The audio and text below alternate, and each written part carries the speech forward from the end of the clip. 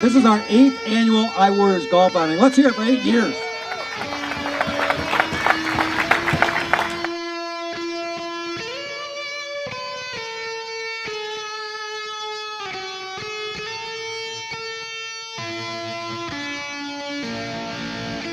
What is iWarriors? We're here because of iWarriors. iWarriors was started by Kim and Tim Bartz from Moldcraft.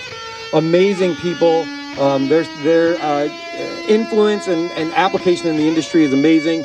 And they decided that they wanted to give back. They had a vision of helping our military and what that would look like. And their way of doing that was to give iPads to combat wounded veterans to say thank you. There are over 25 sponsors for this event, including Molded Marketing LLC, Punch Industry, Inco, Mold Making Technology, United Tool and Mold, Durachrome, NGN, Legacy Precision Molds, Mastic, Pulco, Joseph Motorcon Associates, Cimatron, SPE Mold Technologies Division, Reaction Plastic Solutions, AMBA, Slide Products, Standard Cutting Solutions, Chandler Tool, International Mold Steel, Falcon Plastics, and Westminster Tool, and that is... You know, if you've ever been to this outing, you know that this is not about the score, it's not about winning, it's not about any of that. Remember that you're out here for a reason other than golf. You're out here to network, you're out here to have fun, and more importantly, you're out here to give back to those veterans.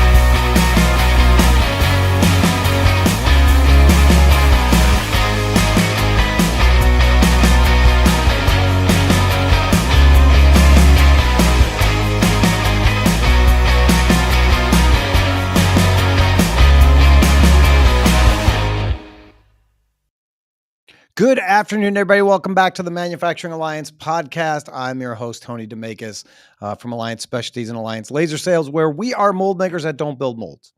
We do all the other things. We do the polishing, the laser welding, the laser engraving, hot runner repair, preventative mold maintenance, whatever mold makers need done. We have a way to do that for you so that you can concentrate on what you need to do, which is build molds, right? That seems to be the thing. On top of that, we also have a production welding department that is in our Prairie Grove facility in our laser development center there, where we also build and sell laser welding and engraving machines here in the United States. That's very important to us. We believe that American made matters for a number of reasons, right?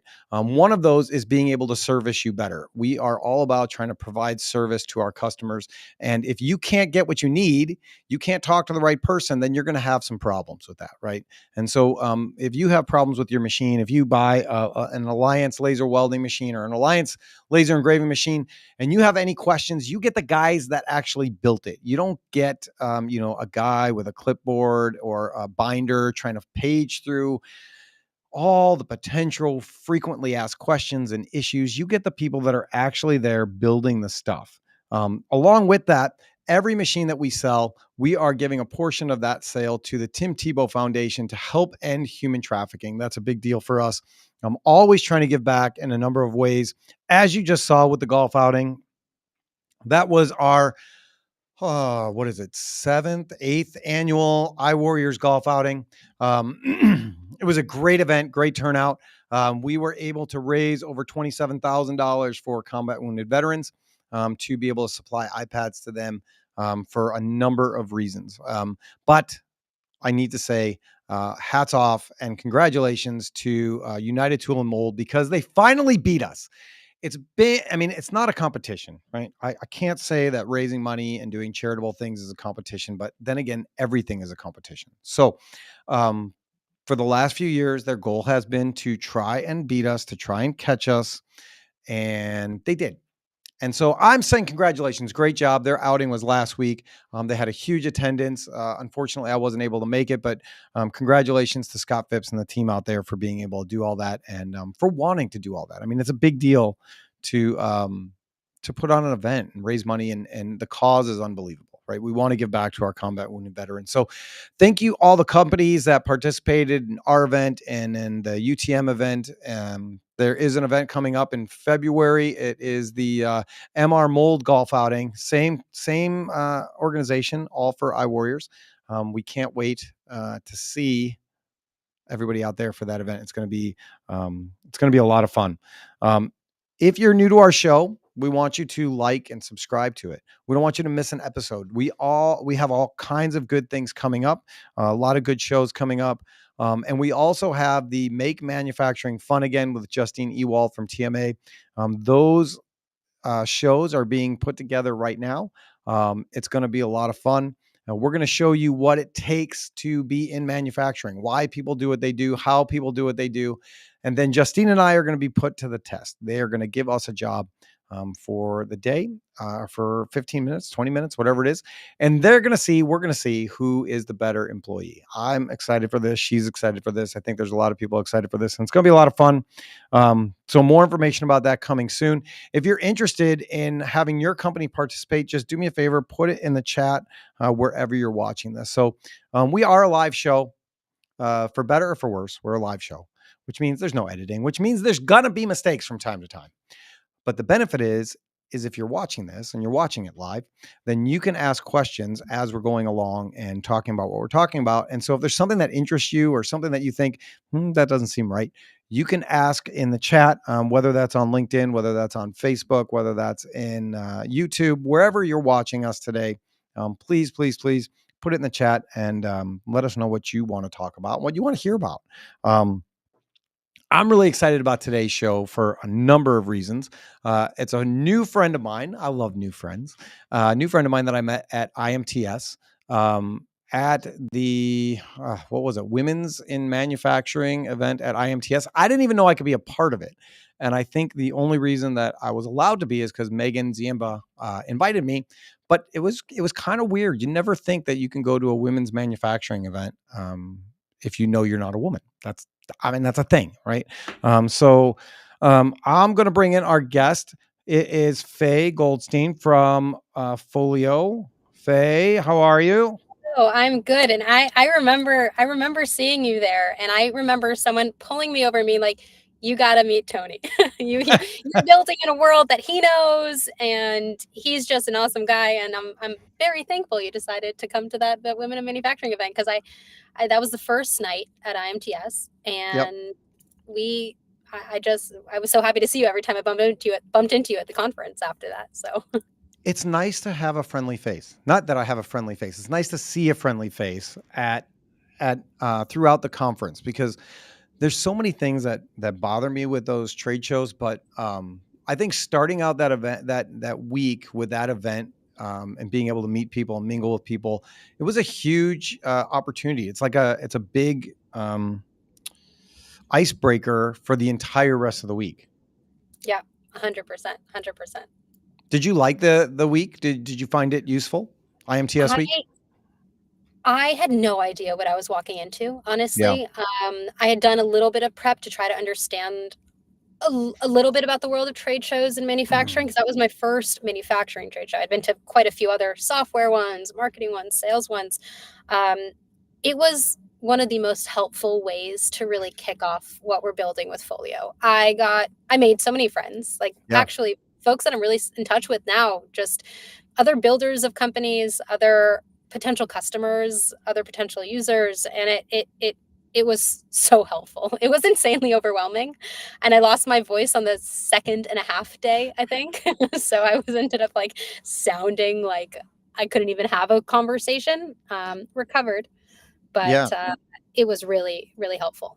I remember seeing you when Mitch Free was giving his talk on the main stage, and your voice was gone at that point. I don't know what day it was, if it was day 3 or whatever, but with all the noise and the clatter, and then the interview, and then whatever, it was very difficult to have a conversation. But I mean, we managed, but it wasn't simple. Yeah, I know you had Mitch on your show here also. He's been really great. Also, just a sounding board. I've spoken to him a few times about what we're building at Folio, and it's I think that's what's I'm loving about this world of manufacturing, Mm. this world of industrials is just I find it so incredibly heartwarming how many people are willing to hop on a conversation and share thoughts, share advice, share feedback, connect me with others that they think what Folio can help with. And I think I am just so grateful all the time that I even get to meet people like like you, like we you now are have me on this podcast. You've already given me so much insight into the space. I think that's something I'm just starting to like really recognize how lucky I am to be building in this world. Yeah, I think manufacturing as a whole is people that I think really care about seeing people have success. It's not as selfish and me focused as much as like giving back to other people. That's just what my experience has been. I mean, I don't know a lot of other industries, but I do. I mean, I was in the graphic design industry for a while, and I was in these other things. But to me, it seems like manufacturing as a whole really, really cares about seeing other people have success and like sharing knowledge and finding ways to get people connected. It's not so much what can I get out of it, but what can I help you get out of it so that you have success. I think there's a craftsman element to it so Mm, much more. I think because a little bit of the tangible building of things. These are real machines. You can feel them, you can hold them, you can see them. You can literally see the output of them immediately. yeah, There's some form of need to have real gratification on both, I would say, the seller and the buyer side, or really the user side and the person that's like helping them with it. You need to have immediate pride in it, or else it's not going to work, or else you can't sell it, right. or else you can't do something with it. So I think that does push people to really think about, and especially in terms of building these machines, how can I make sure we're building good machines that actually do a good job for the people that are using them? Which I think is something beautiful to be able to build. Yeah, it's like people legitimately care. I think that's the big thing, right? Like I came from a world of marketing where you can say whatever you want, right? You can build whatever story you want, you can manufacture whatever story you want, and some things you believe in and some things you got to get a paycheck for. And that's just the reality of what that looks like. But I think to your point, when you're looking at manufacturers, whether that's plastics, whether it's, whatever it is, there is a huge sense of pride of like, I created this, I made a difference in this way. And you see that with the way that people interact with each other and with customers and with their products and whatever that looks like. Yeah, I think it's interesting. Yeah, I think that's one of the first things I remember about our conversation was that you came from that world of marketing, and it's Yeah. interesting because that's the world I come from as well, as this communication space, this marketing space, which ultimately in the end of the day is to get people to buy the products that you're building and to sell it Absolutely. well. And I think, you know, in the manufacturing space, one of the things I'm realizing is that marketing does have this bad rep, this like Right. kind of building of like, how can I market what I'm selling? I just need to tell you all the specs and you should see for yourself instead of marketing it. In the end of the day, there may be some truth in why people want that, but you and I both know alliance laser, sales are better because you are a natural communicator. You know how to say the story. It's obviously not a false story, but you know how to convert just these technical specs into value based ideas and saying it's Sure. not just about what my machine is, but it's what value it can bring to you, which I don't really think is always a natural thing for people to do. And I think that's one of the skill sets you have naturally. And I think our background in this world of marketing or go to market or sales is really important when it comes to manufacturing. And I'm building in this space because I think it's often left to the side, or you're relying on these big, massive outsource service companies to attempt to do that, some of these things for you or your sales guys and support your sales. But in the end of the day, you do need it, and you do need to be able to speak the language people want to hear, which is, in a sense, communication skills. Right. Well, and that's one of the reasons I thought that this would be such an important conversation for so many people. And it's coming at a good time, I think, because um, if you ask a lot of people in the industry, there is a lull with what's happening. Um, I think it's election hangover and like the uncertainty of everything. Listen, I have my opinions on how I want things to go. And I'm happy to share those with anybody that'll listen. But I think either way, whatever direction the country goes in, there's going to be movement, right? But right now, to me, seems like they're in a holding pattern, not knowing what the answer is going to be, not knowing the exact direction to take. And when that happens, sales slows down across the board, from the suppliers, from the people that are selling components to go into molds, whatever that looks like. Everything slows down because nobody knows what is going to be coming. And then it puts stress on the sales team and it puts stress on the company. And you have a solution to be able to help with some of that headache. Yeah, I mean, I think you're looking at it at a micro level, and I think there's true. We have these micro trends that definitely change things. But and before we jump into even Folio and what we're doing, I feel like at a macro level, when you kind of take a zoom out, like the manufacturing space over the past few years has definitely been growing since COVID. Correct me if I'm Oh, wrong? yeah. Like, there's this big push to bring manufacturing back to America. There's a push for nearshoring. There's massive defense pushes especially with the defense manufacturing. Like, Yep. I feel like we're in the uphill. We might be in like a micro little downhill turn right now, but I don't know. Are you seeing that also? Like just the trends are moving upwards towards manufacturing? Yeah, I think there's a lot more interest in manufacturing. I think there's a push for it. I see more kids that are interested in trying to figure out what that looks like. More kids leaving school, not wanting to go sit behind a desk or not wanting to go get a 4-year degree, wanting to get into the trades, wanting to see what that looks like. So yeah, I'm talking about this micro world that I'm in right now, where we're trying to figure out like how do we get more work? What does that look like? But at the end of the day, yes, I feel like people want to there is an effort to bring jobs back. Whether or not everybody agrees with that or not is a different story. But I think that for manufacturing to succeed, all the businesses need to get better together instead of just like, these little pockets of large corporations buying everybody else up. Everybody needs to have the ability to find success, and not everybody has the budget to hire a full staff or full on marketing agencies or multiple salespeople. What I've found in the past is that it seems to me that a lot of manufacturing companies, mold making companies, molders, they're not always up on their marketing game and their sales game. And they feel like they have something, it's good enough, or they'll use word of mouth, or they'll rest on their reputation and their laurels. And I don't think that's always a strong recipe for success. Yeah, it's not. I actually just about an hour ago got off a call with someone that is an engineer in a massive tube supplier, basically distributor. They have all Okay. these massive metal tubes.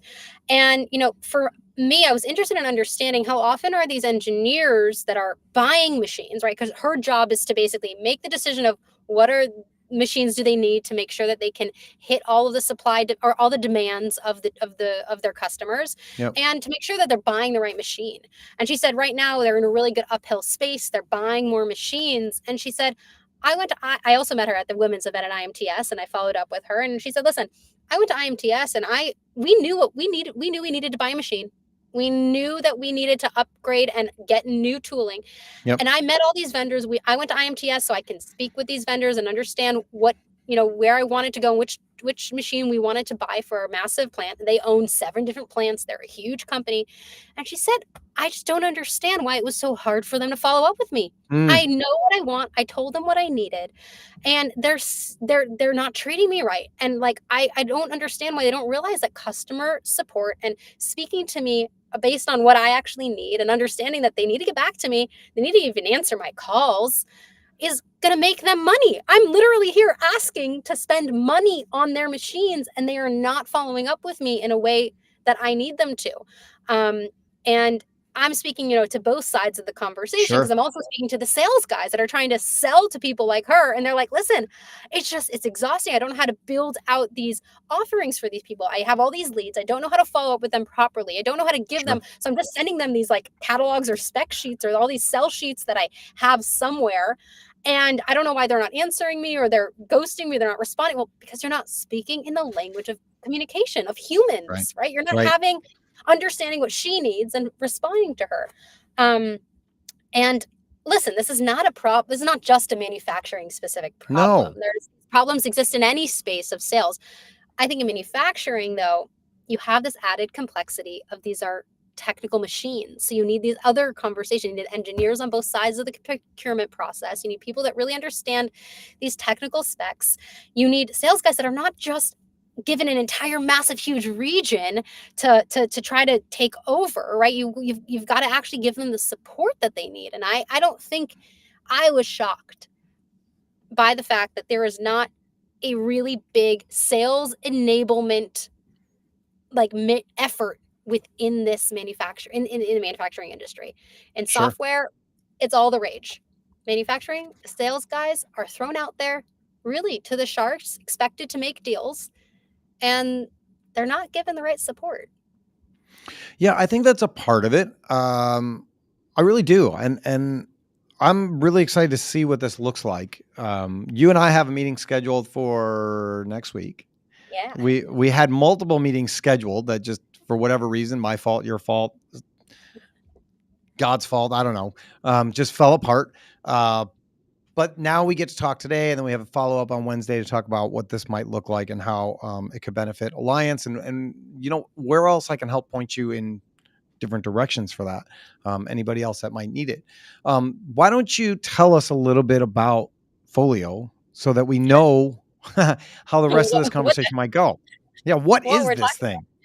Yeah. I think I'll go back to IMTS real quick. And I also was just recently at FabTech, the massive metal fabrication conference.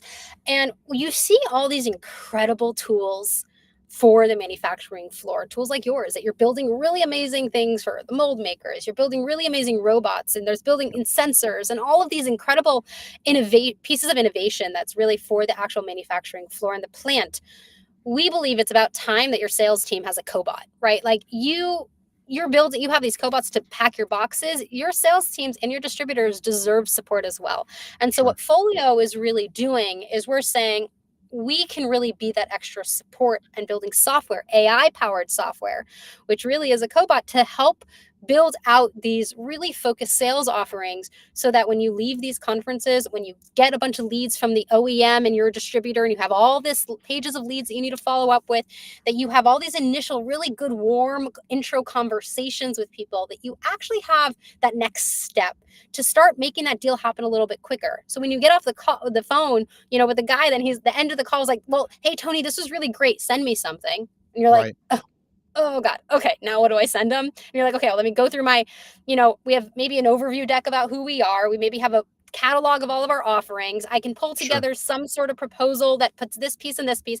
Or what a lot of people do is like, hey, John, it was really great chatting with you. Here's our website. Here's a link to the one machine. Go through the specs and let me know if it is interesting to you. And then you and I know, like, we take a lot of pride in the websites we build. So we think our website's good enough, but customers are not going to sit and look through your website to try to find. And then what this girl that I was speaking to, this woman that I was speaking to from this tube supply company, she was like, listen, I have to ask these machinery manufacturers, these companies I'm trying to buy their products, what are all the cool things or cool add-ons you have recently? And only then do they tell me. And she's like, they're losing millions of dollars. Right. If they would just come to me and be like, hey, here's all the really cool things that we've just launched for this one machine that we know you need because you told us you need it. Here's how it's going to help you. Then she's like, I would have closed that deal. I would have signed that. I would have signed that, and my operations guy would have signed that, and we would have bought that machine. But they lost me because there was far too much in between. So what Folio does is we take all of the information about your products, understand the technical specs of what all your machines do. We also connect into all these kind of marketing things. Like, we made fun of marketing for a few seconds, but that's the value, right? Who are the other customers that trust us? What are the other case studies of success that we have? What are the industries that we really have a strong focus on? We are able to connect the product information, the marketing information, and then the customer or prospect information, meaning, who's this prospect? What do they need? What's the company they do? What do they care about? What are the little pain points that they mentioned casually in this conversation that I might not have remembered?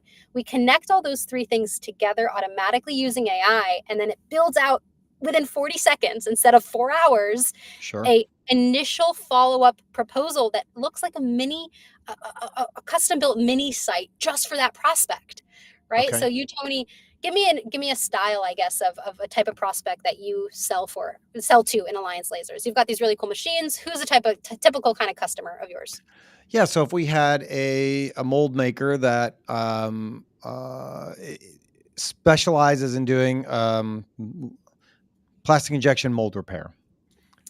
Awesome. They work on large tooling. Maybe, they're working on extremely large tooling, like the size of the desk. Heavy equipment. They are used to traditional welding, maybe, or they have a welder that they use that's kind of local, but it still takes hours of back and forth and downtime and things of that sort. They've thought about buying a laser welder in the past. They don't really know if it would make sense for them. They don't know what the ROI on it would be. They don't know where they would put it. But it could be helpful because they know that they send the work out, and now they're looking to bring it in-house. Right. And so you've got this really great plastic injection molding guy. He has an opportunity to buy a laser welder. You now understand that he's very, very specific, right? Because you can say, okay, hey, I'll just put him into this big box of all these other plastic injection molders that maybe could be a potential. But you just now went through a whole bunch of different, very, very specific things that, if you repeated that back to him, he'd be like, hey, Tony really remembers me. Tony really understands what I need. Sure. But right now, let me walk you through this. What would you do? You get off a call with him. Let's say his name is Sam or Sam. Her. Let's do lady. Like, her name's Lisa, right? You get off a call with Lisa. You could still go with Sam. Oh, right, it's true. Sam is a unisex name. So let's do Sam for the hell of it. That was a perfect name to pick. It could be, right? It could be Samuel. It could be Samantha. It could be Sammy. Who knows? You get off a call with Sam, and you're like, okay, let me get her. Let me get her something. Typically, what do you do? Just walk me through it real quick. So I would, based on the things that we talked about, I would think, okay, which machine works best for them? It would probably be our standard ID1 or an ID1 with an extended reach. It's got a bigger arm on the top for larger tooling. Depending on the material that they were using that I would have to ask, it would be either a 450 watt or a 600 watt laser. I would put together that information. I would talk to Chelsea. She would put together a quote. And then we would get the quote back. We would give them that information. We would ask them if they wanted us to come out and do a demo. We would schedule a demo with them, then hopefully go out there, do the demo, leave the machine, let them use it, come back, get some more feedback from them. Then hopefully it progresses from there. And Tony, how long have you been at Alliance Lasers? I know it's a family company, right? You've been born into this. It is. But I think I've been here 8 years. And if you had to hire right now, right, your sales are going well, and you sell through distributors, right? If, let's say you were really one of those companies, you're building your machines, but you had a bunch of people selling it for you. Yeah. We don't, but yeah, sure. I'll play. Right. Do you think that they would be as good as you at sales? That's one of the reasons that we don't have distributors, is because I don't think that, I think there's a lot of people that are good at being distributors. I don't want to knock them, but I don't feel that they have the what we call alliance grit that makes us different than other people. The actual care for our brand and our and who we are. I think when you have a distributor, they care about a lot of brands a little bit instead of a little portfolio and caring a lot of it. Mhm. And so Yeah. I'm not a big fan of distributors myself. I would not want to go to that model for that reason, because I think that you lose some of the personality of what you're actually selling because you have this giant catalog of crap stuff to do. 100%. And I think that's why, you know, when people are like, that's the big pain, that's the thing, is I have to sell you through distributors, or we're growing, I need to hire more salespeople. But Yeah. this is my family's company. I know how to talk about it. I know the products I need to sell. I know that Right. when I'm speaking to Sam, I know exactly how to sell Sam. But unfortunately, for many of us in this world, there's only one of you, Tony. Right. And I think it probably a lot of people are sad about that. You know, I don't know. other than maybe your wife and kids that are like, we got it, we like him. We're happy there's only one Tony. Yeah. He's ours. Yeah. but that's one of the big pains, is the best sales guys in these companies do really great. They know Right. their products inside and out. They know how to speak to the customer. They know how to change these technical specs into this value again. Right. But not everybody has 5, 10, 100 of these best sales guys. So Right. they've got the best guys or the best gals closing their 1 to 2% of the top leads. And then you've got 98% of the other folks that just aren't hitting those benchmarkers. They aren't hitting those things. And that's where the cobot, that's where Folio's cobot, like sales cobot, comes in, right? Like, you can now not only make all those other guys hit your level of knowing how to sell, knowing how to show that value, but not only that, you can now even do more, because half of that prep conversation, half of those things, you get off the phone with Sam, within 40 seconds, there's already something. So you don't even need to go. You said her name was Cynthia? Who's that? I don't know. The Sam. person you had said you sent it, you send it to someone on your team? Oh, Chelsea. Chelsea, right? So you don't even, I mean, Chelsea does amazing work. I'm sure she can do things rather than sit there and spend time following up and building all these kind of proposals for you. And you can get Sure. onto calls with not just Sam, but 5 times more people than Sam. And that's what we're really envisioning, is this world where all of your salespeople and all of your distributors can be as good as your top sales guys. And you can empower them to really hit way more markers, because you're right. Those distributors are not just selling you, they're selling, you know, typically 30 other brands. Right. And so when they're going to end up just selling what they know, selling what they feel comfortable, forgetting that there's add-ons, forgetting about upsells, forgetting about aftermarket services, or, you know, like actually anything else that really makes the money in these things. Yep. And that's what Folio can help do, is it can help get everybody and say, okay, here's what Sam needs. Here's all these small innuendos in her conversation about what her pains are. Here's all of the way that this one product, I would understand what you just naturally pulled out, those 2 potential offerings with the add-ons, Yep. automatically pull those out, build that support and say, but actually, you know, maybe we should think about XYZ, ZYX. Sure. And then have that, then enable you to like follow up very, very, very, very quickly and build a relationship with her, build it into a proposal, eventually build it into a contract, and then you're closing that deal. Yeah. I think when you look at something like IMTS, or NPE was even bigger than that. I mean, NPE was like a monstrous show.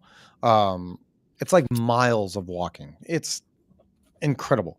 And a show like IMTS or NPE, it's a whole week long. By the time you get done with that week, both on the sales side of it, the person that has the booth and the person that's walking the booth, you forget who you've talked to and you forget the things that you asked about. And it's not fresh by the time you get back to the office and you start following up on things. And so it makes it very difficult in that regard. Sometimes I like a smaller trade show that's like 2 days, you know, a day and a half. Perfect. You know, everybody you talk to, the conversations are more meaningful and more in depth, because you're not like, I got to go. It's too busy. I got to go. Right. And so having something that can help you automate that a little bit would be a huge success. And I mean, let's face it, you have some people who are not salespeople, they're order takers, right? They don't have the skill sets to be in sales, but you know, somehow they got a sales job. But really what they want is they want they want all the calls that come in. They just want the people that are they go, hey, Fay, I want this, sell it to me. And then they take the order and they're like, I sold this. You didn't. No, that's not sales. That's order taking. That's a cashier, right? Let me bring you my shirt, ring it up for me, and let me go home. A salesperson is a whole different animal than that. Yeah. What do you think are the traits that make salespeople good? Like what if you were right now thinking about it, or let's even do the sales and marketing. What Yeah. do the good ones do right? I think communication is the first one. When we interview people, I don't look at resumes. I don't look at cover letters. I don't care where you went to school. I mean, your grades don't matter. It's really like, let's sit down and have a conversation. Let's see what Yeah. this looks like. Do we get along? Right? Are you interesting? Are you somebody that is curious and that you want to learn more? If you can't sit there and have a conversation, you're not going to be good at sales, right? You're not going to be able to see those things. And so that's the first thing that we look for. I love being able to add people that have been on sports teams in the past, Mm, that have played in organizations because they know how to work together. I think you can tell really quickly who's never been on teams or on successful teams because they get a very me-centered focus instead of how do we succeed as a company, as a team, as an organization, to be able to get that championship. And I think people with teams that have team experience or they're competitive, there is a thing like wins and losses matter. It's, mhm. the world of everybody's a winner and everybody gets a trophy. That is bull. It's not I, real. s- I started asking, and started doing some technical interviews. My co-founder does a technical part for we're hiring some Sure. engineers, and I'm doing kind of the personal CEO type of conversations. And I was trying to figure out, like, what are some of the questions I could be asking them to really understand who they are as a person. Now, there's no right answer in this question, but I No. discovered that I learn a lot about someone when I ask them about how they go grocery shopping. And when Ooh, they're spending time during the week, they're sitting in their house, they realize they're out of paper towel. Do they write it down in their grocery list right then? They're out of paper towel. And then they go to the grocery store at the end of the week. All the time, they have a night that they go grocery shopping. They have their list already made. They go there with that list. Or is it the day before grocery shopping? They walk around their house and they write down what they need. Or do they go in and they realize they're out of paper towel. They go ahead and add it to a basket right then and there, and then they order it online and it shows up the next day. I realize a lot of task management can be, I maybe it's not true, but this is what I'm kind of sure. assuming, and I realize is like I can understand how people build their own tasks or manage their own tasks or expect for their tasks to be managed for them by the way they think about grocery shopping. And so I Okay. started asking that question, walk me through how you go grocery shopping. um, and I think it's an interesting thing because there's certain people that I want on my team, on a, let's say, marketing sales team, that I don't want them to write lists. I don't want them to expect me to give them a list and then they're going to go through and check off the list at the grocery shops. But I definitely want an engineer that knows how to deal with lists. I definitely want a developer that really understands tasks and following through with tasks. But I want to hire, if I'm hiring for biz dev, I don't want to give them a whole list of tasks to do. They need to build their own darn, Right. grocery list. So it's interesting, even in roles. And I feel like good sales guys don't get a grocery list. They just walk into that store and they know what they need, how to make that dinner that night. Or they walk in and they find something and they go, hey, I'm making dinner. This is what I'm making. Where's my stuff? Like, help me get my stuff. Like they're selling the person that's there saying like, I need this, this, and this. Help me to get that the Yeah, most efficient way possible. yeah, for sure, for sure. And I think there's, you know, I guess let's go back to that list of like, what do you think? So communication, you said, is something that good Yeah. salesperson does. What do you think is the role of marketing in sales? I look at As so I a think former marketer or a yeah, current yeah. marketer. I feel like marketing is the story about the company. It's the story behind the brand. It's the marketing is it's telling the story of it's telling the why um, on a broad range and a big scope.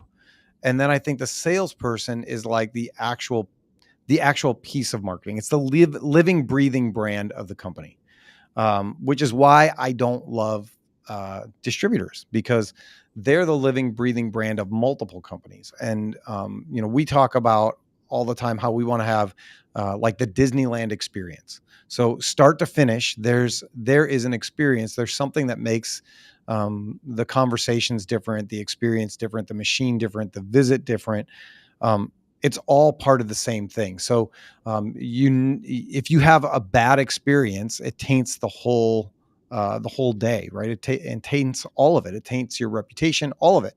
And so from the first time we meet to, are my shoes on brand?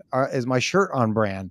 Like, is everything in the line that it's supposed to be, so that you get the same experience all the way through? Now, is it always the same experience? No. But if we can kind of fine tune that, I think it's a good thing. So I think the salesperson needs to encompass all of those things and be able to tell the story, like when it's face to face and one on one. And then marketing's job is to it's like the loudspeaker. It needs to shout all the stuff that's happening to attract as many people as possible, so that the salesperson can then have the individual conversations one on one to get the order placed. Yeah. And do you think that that is something that average manufacturing companies do?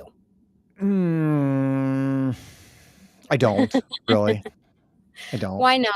Why? Because I agree with you. I think that's what made me so fascinated by you, and I think that you're such an exception to this rule of because of your background in marketing, because you understand the importance of that customer experience. I think that for me was one of the most interesting things in manufacturing, is that you've got so much effort in making incredible machines, so much Yeah. effort in really building these really fantastic top-notch machines, and then you're selling these to customers that are really smart folks, that really their typical buying experience is top-notch when they're buying software, when they're buying shoes for their kids, when they're buying, and then they have to go and buy machines, and they're like, "Why am I thrown back to the 50s? Right. Why am I still stuck in this back era?" Because I don't think enough companies think of things like you do, and I Yeah. think that's what do you think about that? I think a lot of times it's that they don't know better. I think there's a lot of manufacturing companies that are, I would call them old school seasoned veterans. I don't think there's a lot of there's not as many newer manufacturing companies, and so I think what you get is, this is the way that we've always done it kind of mentality. Um, and then some people just aren't interested in change, or they're in a season where things are good and they don't think they need to put forth any effort to make it happen. Mhm. Um, Do you like I see those said, Sorry, go go ahead. ahead. No, I was gonna say, do you see those things changing now? Like I've seen this, big private equity push coming in, a lot of folks from private equity coming in and pushing revenue growth. I've seen a lot of dads that are trying to hand this over to their young sons, like what happened with you, Yeah. like Yeah. he was like, "Listen, Tony, I'm retiring. Take this over. I know you could do so much more with this." Yeah. I think that's a trend that I'm seeing now. Are you seeing a lot of folks like you coming into this world? There is. I mean, there's a lot of, yes, there are more people that are taking over businesses or looking to do that. And they're unsure on what that looks like for themselves. Because they may not have had that experience of growing it from nothing to today, and they just have this thing today. And so where do I go with it now? How do I take this to that next step? What does that look like for me as an individual? Yeah, 100%. You know, one of the things that we're trying to figure out here is that mentality of how do we help them move away from this is how we've always done it. I don't want to Hmm. change. Hmm. What are some things like how did you push your world? Like, hey, this is how we've already done it, always done it. We've been doing okay. Yeah, How did you made a shift in your company, right? we You made a did. huge that Uh, push. I, What I did that was look like? I was very fortunate that my father was, I say was, he's still alive. He's very much alive. But he was very much, he was open to some feedback and some suggestions, which is not always the case. You get some very stubborn, old, senior, veteran people that don't want to do that. Um, And I think because I was on that marketing side, like I had ideas and things that we wanted to look at. Um, you know, I remember hearing, sitting in meetings and hearing people talk about how we had job losses, right, or job reworks, things that went out and they came back and we had to work on them for free, so we're losing money, right? Um, and then our sales wouldn't be where they were supposed to be, and so we're losing money. And I tried to look at everything as like this is a sports team, right? We need to have more wins. How do we have more wins? We have to analyze all the stuff. So at the end of the day, what happened in this situation that we had a rework? Let's talk about it and make sure it doesn't happen again. Like it happened. You can't go back and erase it. We don't have a DeLorean. We don't have a time machine. It's fine. It happened. How do we make sure it doesn't happen again? Um, and then we looked at how do we incentivize the fact that it doesn't happen again. And so what we ended up doing is putting together compensation packages that were based on the amount of reworks per month or job losses per month or sales goals per month, so that individuals had something to fight for as a whole. Um, and it was great because other people rallied behind it and started helping each other out in big ways. We created core values and a mission statement where there didn't used to be one, and just gave a name to the way that we were already doing things. So we were already living by these core values. We were already doing all these things. We just didn't put a name to it and point it out and say, this is how we're going to live. This is how we're going to work. This is what's going to make us different. Let's go out and do that. And it was a big focus on the people and the organization and how do we continue to get better and stronger and just find new ways. There's always excuses why it's not going to work. Mhm. And one by one, I would bring something to my father and he would say, you want to give people what for no job losses? There just shouldn't be any job losses. Like they should do it right the first time. And it's like, I agree with you. 100% agree with you. But that's not the world that we live in. That's not the Yeah. reality of what's happening. And we're not going to fire somebody because something went poorly, right? We care too much about them as individuals and we need them on our staff to do a good job. 90% of the time they do a fantastic job. 95% of the time they do a fantastic job. How do we eliminate those mistakes and what does that look like? And by incentivizing people, people love being incentivized. It's Mhm. amazing. Yeah. You mentioned like the world we live in, and it reminds me of like this world that we're in right now with so much automation, so much Mhm. AI, so much extra support for these things. How do you see that trend really hitting manufacturing? Like I know in the software world and in the startup world, for example, there is so much push to really help use AI for this or use AI for that. And we're building, Folio is an AI powered company. And I know when I'm Yeah. speaking to manufacturing folks, they're like, what? Really? Tell me, like it's still very new, this concept in the manufacturing space. Are you seeing that coming from the inside? Like what does the world you're living in look like? Uh, as far as AI generated content and things. Not content, like automation or AI in Yeah. general.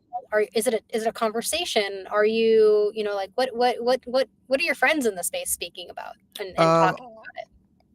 and a lot of the things that we're doing, AI is not, it's sadly not relevant. AI scares me. It's like the one thing that terrifies me because I feel like that's where all the bad movies come from. Bad things happen when computers are too smart, if they're not harnessed and used properly. Right? That's my fear. I've seen all the movies. It's terrifying. Mhm. Um, a lot of what we do is all hands on. It would be very difficult to automate that because it's almost a form of artistry in all the different departments and the things that we're doing. But I have heard multiple mold makers or people that are running molding simulations that'll utilize AI to say, okay, what is the best way to build this tool? Here are 4 options. And they'll plug in some specs and they'll get some ideas based on AI generated things. And then they can go in and fine tune it and build around it for all of those situations. Um, for us, we haven't had that. We don't have that ourselves, but I am hearing more and more people utilizing it. And I think it's a very cool technology if it can be harnessed properly. Um, Yeah. I feel like we discussed this before, is like the difference between a cobot and a robot and the Yes. importance of understanding it, like, and that's kind of why I think, like, when I'm thinking about Folio, we really are more of a cobot. I believe that same thing. Like, you, Tony, are you, Tony? You sell a certain way, you sound a certain way, you have trust. Yeah. I trust you because of our former conversations. Yep. Would I know if you did background information or prep conversations about me before a conversation with an AI cobot assistant? No, I would never know that. Would I care? Right. Absolutely not. That would, like, those are things that, like, we're so much more empowered by this extra support. It's like, we had chatted about it. It's like hiring the intern that really just does work. Like you said, you have Right. your son going in and helping manually edit some of the podcast things that you're going with. Was amazing for him to learn and for you to have. Imagine if your son had extra support doing that, and you can have 5 folks going in and doing that. And I think that's how I think about it. And I really think of, the world was really scared about any form of automation before, emails were able to be automated. Like, we were scared of emails. Like, what do you mean? I'm sending a mail through the interweb? Like, I really trust I really trust writing it in a letter and sending it. How do I know the email is going to go to the person that I sent it to? And now it's just like, obviously, I'm not going to spend time sitting there and writing handwritten letter and putting on a stamp and sending it to someone. Yeah, my pigeon will be there in 3 weeks. Right, just wait for the pigeon. Feed him and send him back. And so I feel like that's kind of, we're at the stage now of being like, there is still a hesitancy from it, and I get that. But I think more and more, and like with Folio, that's why we're starting off in the space of like using AI to help sales folks, not necessarily telling you to change your entire machine, not plugging it into all of the really like mission critical, actual output or things that really make every single thing in your company run, but really being that extra layer of support. So the money you're spending on your sales team or the money you're spending on your market actually is really doubling its usefulness, and the ROI of that is could be potentially tenfold. So does Folio help you prospect? So what Folio does is, we have seen that a lot of the problems when it comes to leads is not necessarily getting all of those leads, but it's actually understanding the value in those leads. How do I actually take that lead and now make what we're selling relevant to that person? Because in the end of the day, there's a lot of folks that get Zoom, they have Zoom info, they have all of these really great ways of finding all this information about potential leads, but then you're like, well, I got to do my research about that lead. I got to understand, how do I actually follow up? How, if they are a plastic injection molding company, or they might be a construction company, or they might be building things for the medical device space, how do I reframe who we are at Alliance Lasers for their specific need? And so that's kind of what we do. What we're not really wanting to be in the business of getting you leads. I don't know if that's always a healthy business necessarily to be in. We're in the business of, Tony, you know who you can potentially sell to. You've got leads because you've gone to all the trade shows, you have a Zoom info account, you're getting in all these from all these marketplaces, you have your leads. Now let's actually make those leads worthwhile. Let's actually go in and do something with those initial folks that you think you can target. And we're in the mission of taking that sale when it's already in that A space. We're a mission of helping you get it to Z. You've got an opening, let's bring it so we can help you close it. So you're helping to define the process. You're helping to streamline the process of everything so that you can do more, right? Yeah. So you, Tony, aren't just strapped running a podcast, running a company, also trying to close deals, also trying to train newbies, also trying to be a good dad and a husband, and then, a member of the community, all of those things. You can now triple your ability to do things. Plus, if you hire a new guy or a new woman in your sales, you can help make sure that they're going to be, at least close to as good as you are in what you're doing. So you have an assistant. It becomes a virtual assistant. Yeah. Again, a cobot, a virtual assistant. But a virtual assistant that doesn't just whisper in your ear saying, hey, Tony, here's what you can do, and then still expect you to go ahead and do it. Right. Like, because those are great. Those are like great consultants. And you're like, I remember saying, this is maybe not something so great to share in a podcast, but I remember saying that New York City hired McKinsey to help them deal with their trash problem. And it was like, okay, there's a trash problem in New York City. There's rats everywhere. And there was this whole big press conference, and the McKinsey representative stood there, and he said, "We have discovered what to do about New York's trash problem." You know what they did? They got big garbage cans, and they Oh, got bigger big garbage garbage. cans, and they put them on the New York City streets. And there was this like big press conference saying, "We've solved New York City's trash problem. Here's big garbage cans that we're putting into New York City streets. No longer will the trash be on the ground. We're now going to be putting it in a trash bin." And I feel like that's what a lot of these, sales support consulting firms do. Sure. They come in and they're like, "Here's what you need to do." And you're like, "Obviously, I know I need to do that. Obviously, I know I need to contextualize my sales materials for who I'm trying to sell to. But Right. that doesn't help me you whispering in my ear telling me what I need to do." So Folio goes a step beyond that. We Okay. don't just say, "Here's what you need to do." We actually build it. We take it to the last mile delivery, and we build those. Our AI tool actually builds those contextual sales materials. So instead of you sending them to your website and saying, "Here's the actual laser, here's a laser machine that we think you need. Here's the add-ons. Let me add it all into an email. Let me attach a PDF with the specs. Let me attach a video of a customer saying he liked it. Let me also attach a sales sheet and the catalog and the link to the website so they can see the specs." It connects all of that automatically, rebuilds almost what feels like a mini website for that Yeah. prospect specifically, with their name, with your branding, but saying, "Hey, Sam, I actually remember a conversation," and it does that all automatically. So That's it still has your brand, your voice, and eventually the more you use it, the more it'll sound like you. You understand who Tony is. It'll understand kind of some of the nuances of even your conversation eventually. And it also now allows you to have insight into the customer engagement. If they open okay. it, if they click on it, if they zoom into the specs of this one product, if they spend a little bit more time on one certain offering or the solution, or they actually really search and then they find, "Oh, he does offer service or repairs." That's amazing. So it also allows you as a person selling the machine to recognize whether or not your prospect is even engaging in the stuff that you're Sure. sending them as follow-up. So we're more than an assistant. We're the assistant that actually does. Okay. Yeah. You're a really Yeah. good assistant. I'm a really good assistant. You're, No, yeah, you're hiring an assistant without having to pay them a huge massive salary, yeah. basically. No, I think that's great. And I think what you just said is important too. It's not a huge, massive salary.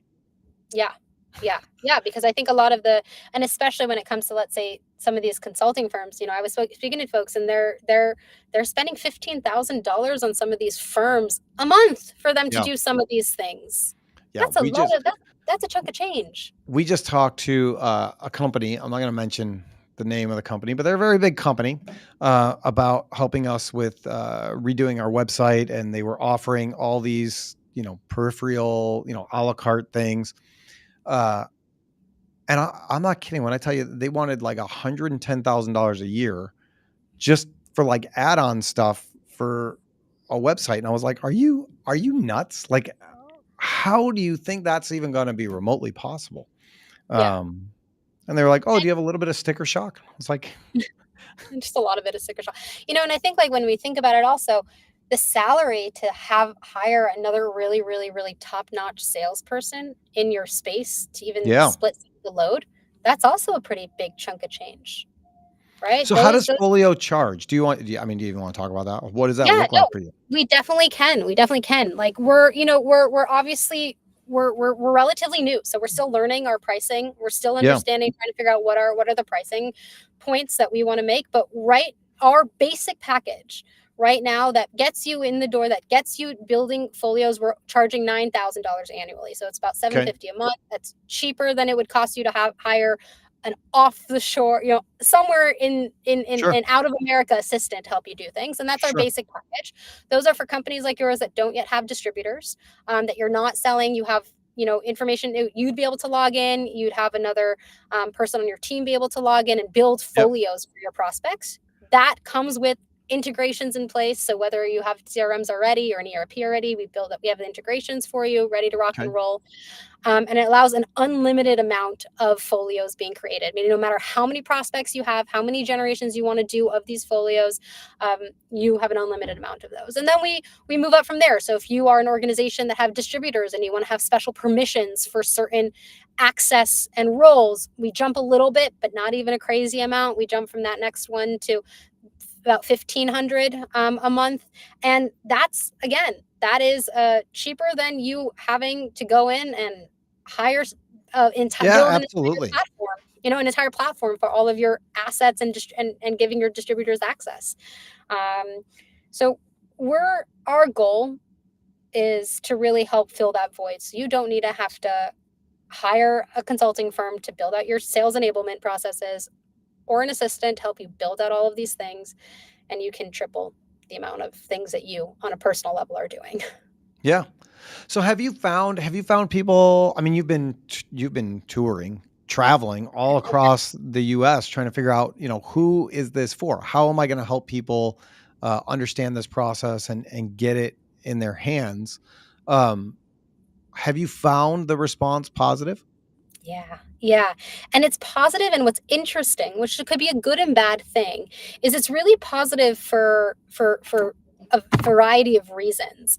It's positive for some people because they say, listen, I can hit the top 1 to 2% of my leads, but I've got 98% that I just can't follow up with fast enough because Mhm. I'm a two-person manufacturer. We're making millions and millions of dollars, but it's still only two of us.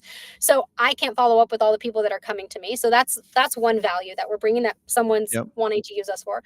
Another person is using Folio because he says, I have to sell into so many different stakeholders and decision Mhm. makers. So my champion in the company that's buying me might be that initial engineer that needs me, but in the end of the day, I also have to convince the procurement guy and the head of operations and then the CEO. And by the time it gets the CEO, they don't even understand what value I bring. So he's Sure. using Folio because it can maintain all of the value of the offering in the exact same thing. So you're not forwarding a bunch of attachments and a bunch of emails and a bunch of drop boxes and a bunch of PDFs, etc.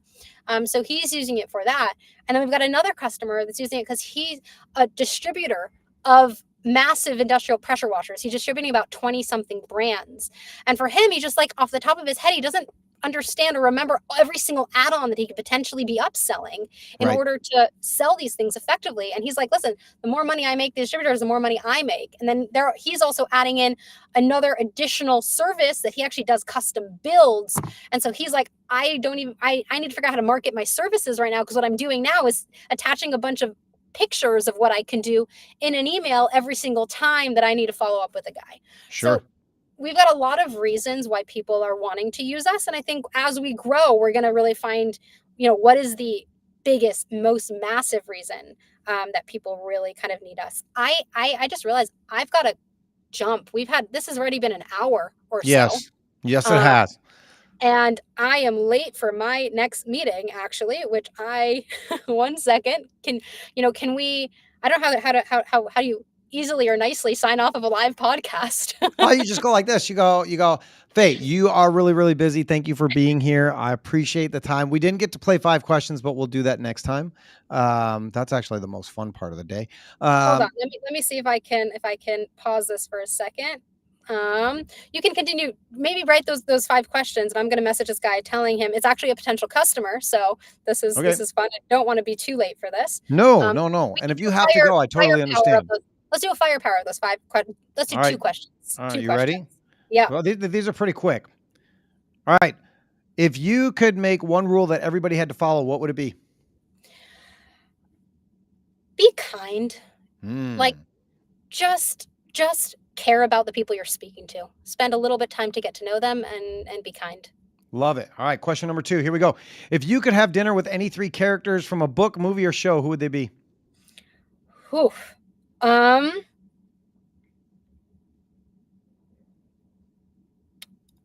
Moses. Moses. Got it. Yeah. I'd like to see why on earth they wandered the desert for 40 years. I live in Israel, man. Like, I could have figured out that going from Egypt to Israel. Yeah. Yeah. um, um, I think Do they have to be? Could they be alive? Sure. I'd like to sit down with Elon Musk. I really value, and I think what he's doing for hardware and bringing attention Mm, back into the manufacturing space is really interesting.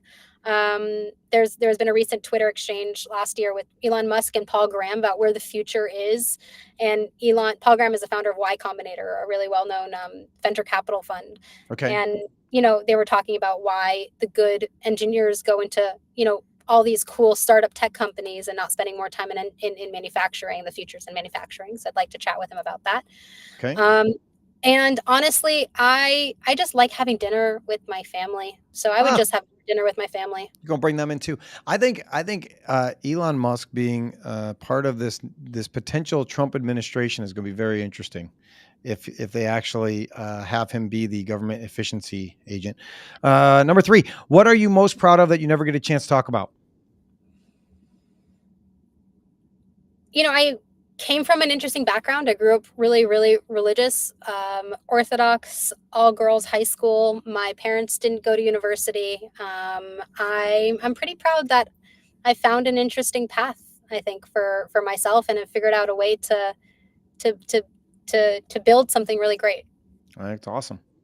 All right, four. Here we go. We're almost there. We're gonna make it. If you could have any animal sidekick, what would it be and why? Um, I really love birds. My name means bird in Hebrew. I love birds. I'd want a bird to be able to fly and see the world, so I don't have to get into airplanes too often. Awesome. Last one. And how long would you last in the Hunger Games? Oh, I would have won. Nice. I love it. I love the confidence in that too. That's because you're like, you've showed me the other things you do. It's a whole different part of your life, but it's amazing. Yeah.